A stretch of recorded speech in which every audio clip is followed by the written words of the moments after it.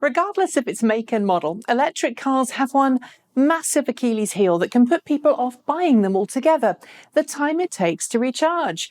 Luckily, modern electric car technology has helped alleviate some of that, with most modern plug-in cars on the market today offering some form of rapid charging capability where you plug your car into a dedicated high-powered charging station and the battery is recharged far more quickly than would be possible at home, making long-distance trips beyond the range of a single charge far more practical and palatable.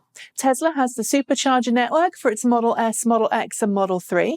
Chevrolet, Hyundai, Honda, Ford, BMW and Volkswagen all make use of CCS quick charging technology in their various electric cars, and Nissan and Mitsubishi offer CHAdeMO DC quick charging, while Renault, well, it does its own variant called AC rapid charging. Sometimes quick charging is included as standard, other times it's optional for the vehicle you're buying, but in every case, the idea is the same.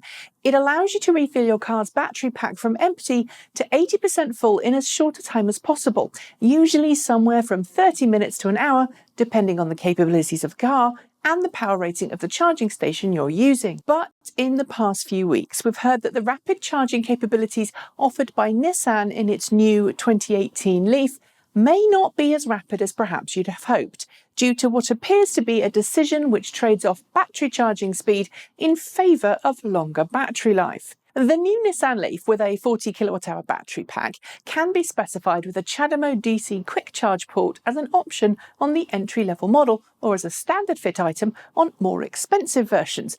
And with that port, you're meant to be able to charge your new LEAF at up to 50 kilowatts from any current generation CHAdeMO DC quick charge station, or, as rumour would have it, up to 150 kilowatts from future DC quick charge stations. But while the LEAF will charge at 50 kilowatts the first time you charge on a long-distance road trip, owners who travel longer distances in their LEAFs are starting to notice that their cars are throttling back DC rapid charging power after they've charged 2 or 3 times on a trip, often by more than 50%. This sadly results in longer quick charge times and consequentially makes the trip itself longer.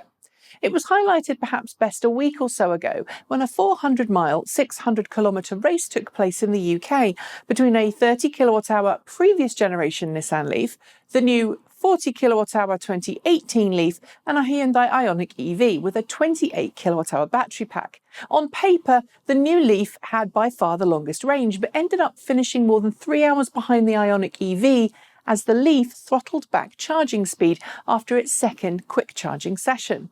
It appears, at least from what we know, that the Nissan LEAF's battery pack, which relies on a passive forced air cooling system rather than the liquid active cooling system found on most other EVs, is warming up rather quickly when being driven long distances, and thus throttles back quick charging power in order to protect itself. Nissan's decision not to include active thermal management in its second-generation LEAF battery pack has already proved particularly controversial among first-generation Nissan LEAF owners, many of whom have LEAFs with battery packs that have noticeable capacity loss due to premature aging caused by excessive heat exposure.